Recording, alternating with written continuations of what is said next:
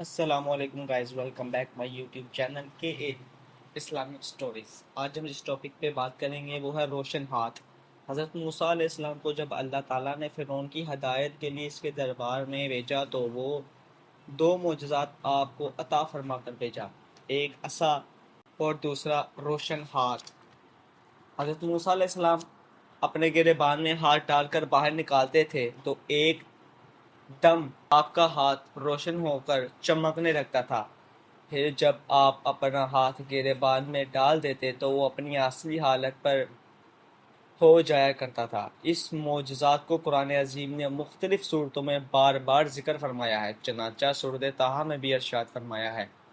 ترجمہ: اور اے موسیٰ، اپنا ہاتھ اپنے بازو سے ملاؤ تو خوب سپید نکلے گا بغیر کسی مرض کے۔ یہ ایک دوسرا معجزہ ہے تاکہ ہم تمہیں